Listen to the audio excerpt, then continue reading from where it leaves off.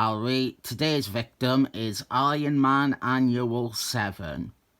It has Atlas Man from the Thunderbolts as the baddie.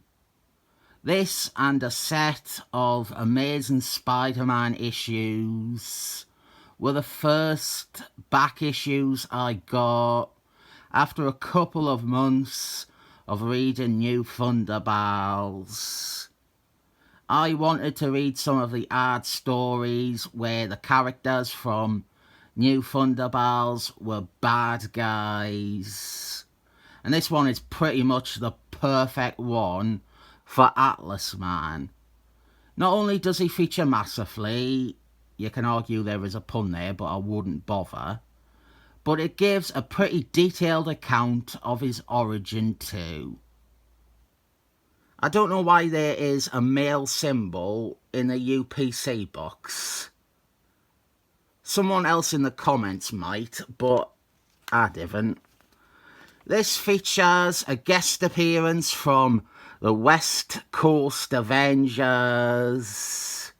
a very early appearance for them, and initially I was resistant to the Avengers.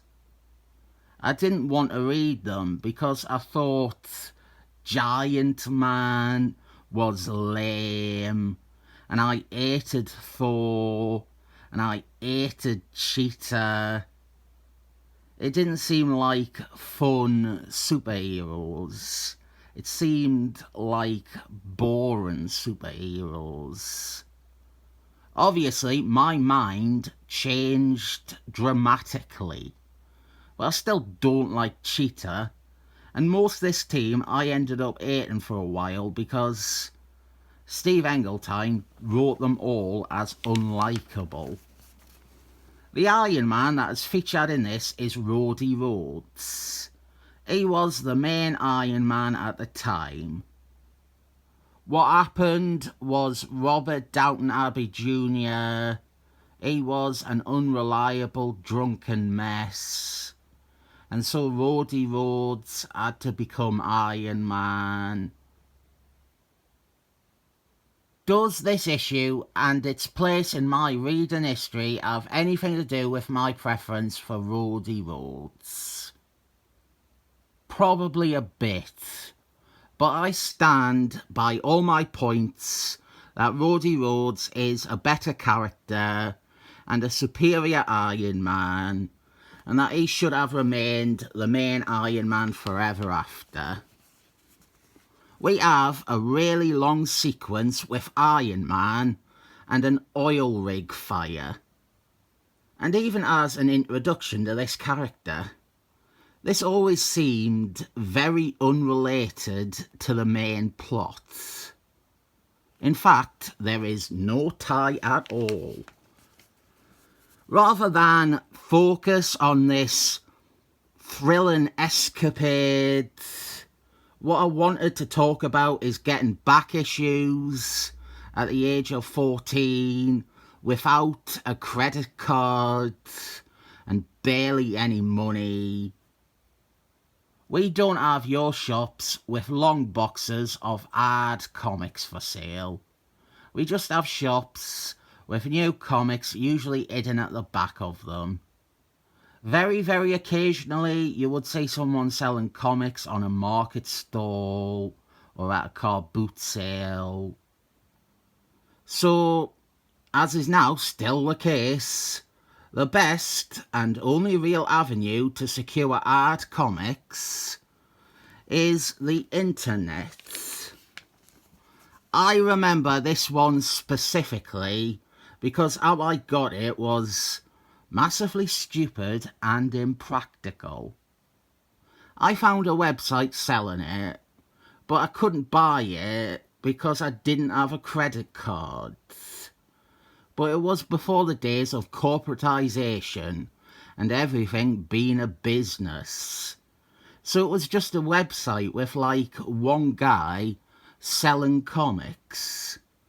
So I emailed and said that I was 14 and didn't have a credit card, but had the money.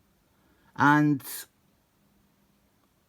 this is the stupidest shit ever, but I actually sent him the money in an envelope. It was all coins as well. I sent him that and naively waited about 2 weeks for the comic.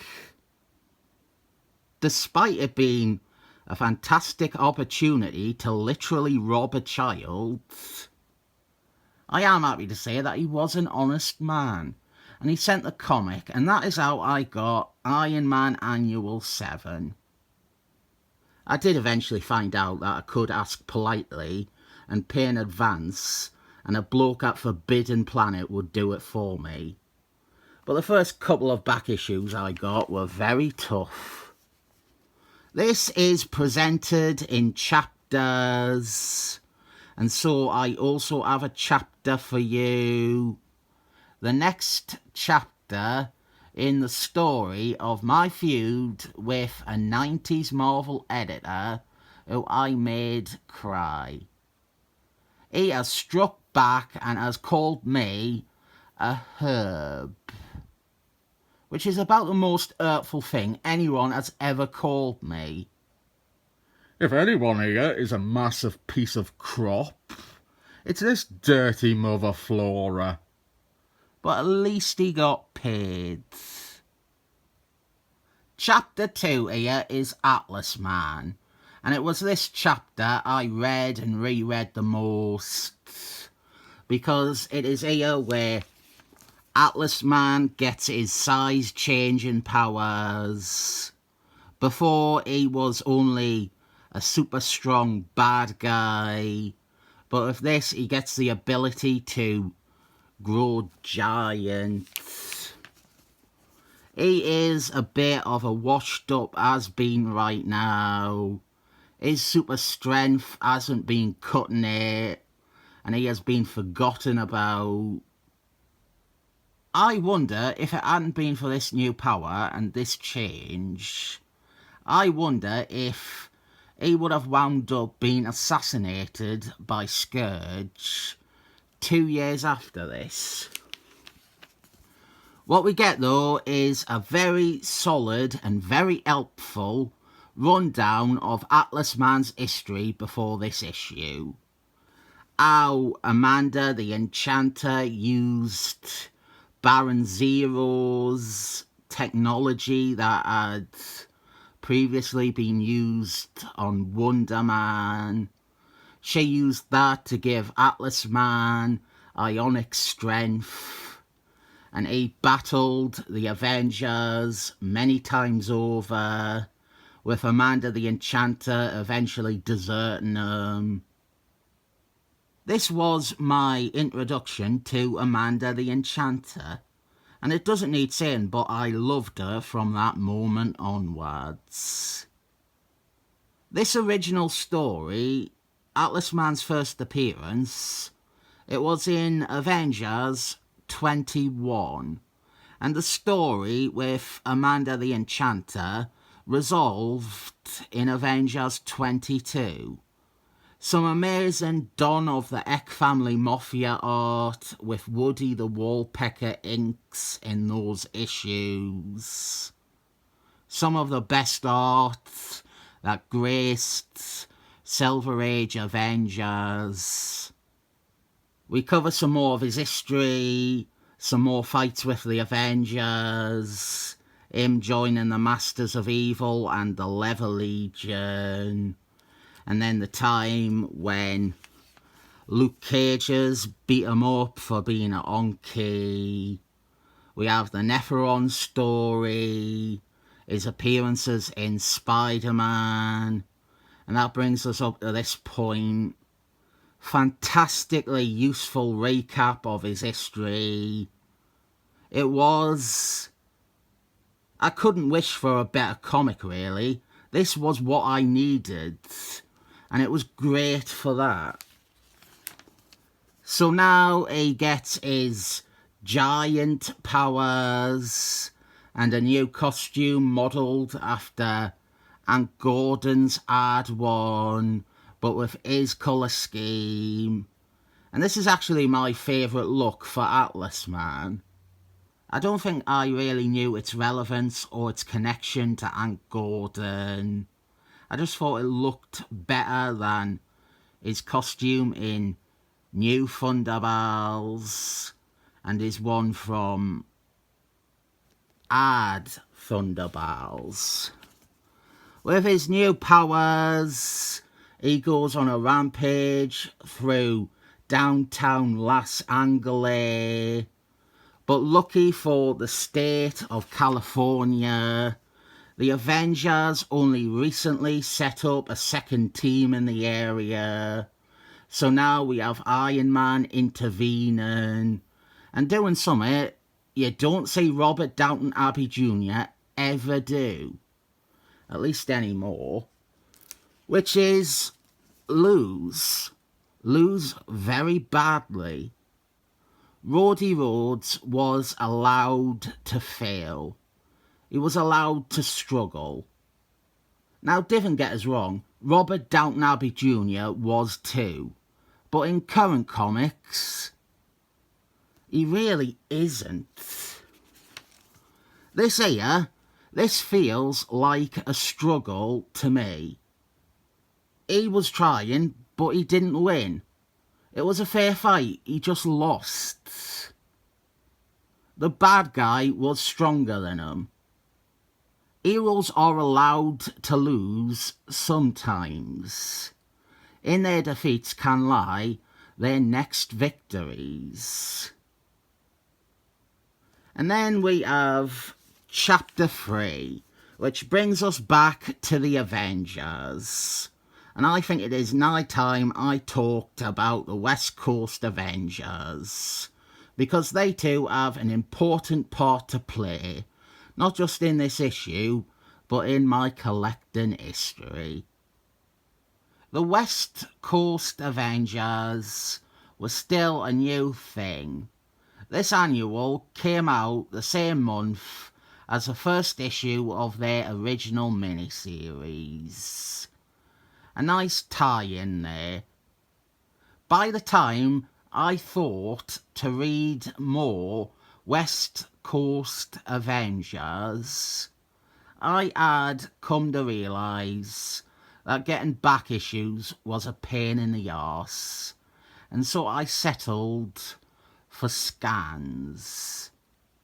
I discovered how to find scans of comics about a year after I got this, and this was back in the day when we only had manky, very off-white physical scans with smudges and stains, and they would always be at a rotation. I might be getting ahead of myself. It was a good year and change after getting this Iron Man issue that I got into scans. But one of the first set of scans I downloaded was a torrent with the West Coast Avengers series. And it was also back in the day when people just threw all the issues into a torrent. No annuals, no issues that you need to complete a crossover story, just the 102 issues of the ongoing and the original miniseries. I also want to say, you might be wondering about collected editions. And if you're wondering about that, you were not buying comics in 2005. Outside of the essentials, which were still barely into the Bronze Age, we didn't have collections for most things. There were no West Coast Avengers collections. There was barely Avengers collections outside of the current ongoings. There was 2 or 3 trades of odd Avengers stories, like Avengers and Defenders War, but they were also much more expensive than a single back issue was. And to find a collection with an issue with Atlas Man or Captain Cold required someone who knew all the contents of every trade. And at 14, that was not me. And nor was it really the staff at Forbidden Planet. A subplot in both this and the West Coast miniseries concerns the fact that the team believe this Iron Man to be Robert Downton Abbey Jr. and not Roddy Rhodes. There are a couple of beats in here where Hawkeye and Wonder Man are confused by why Iron Man doesn't remember certain things about past ordeals with Atlas Man or Atlas Man's ties to Wonder Man. So we get to see Rhodey with Hawkeye and Wonder Man go back to battle Atlas Man. And I liked Hawkeye. I wanted to like Hawkeye. I think most people getting into Marvel see Hawkeye and think he looks cool and you want to read his comics. But I had the nasty experience of my first exposure to Hawkeye after this being those Steve Englehart West Coast Avengers issues. And that run made me hate all 5 of the West Coast Avengers.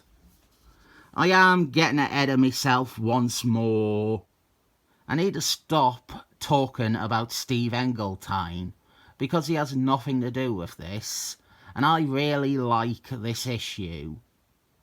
I read it about 70 times or so. I know it very well. That is something I feel comic book readers don't have these days. We used to savour these things. This was a back issue I got. This and those Amazing Spider-Mans. They would, for months, be my only back issues. So I read them again and again and again and again. Everything is available to us now. We have trade paperbacks of almost every issue. We have high quality digital scans accessible to us with a few clicks. It upsets me a bit that we just don't enjoy comics the way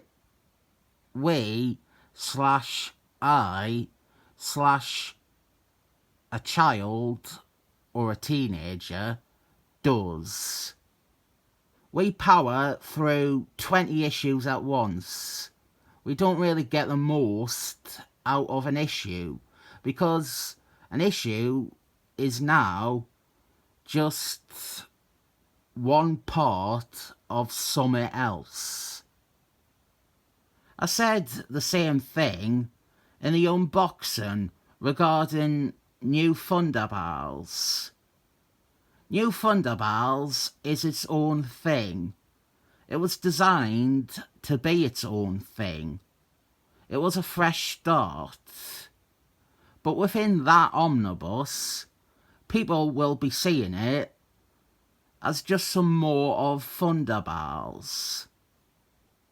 They won't have the time between issues to think about things the way I did every month when it was coming out.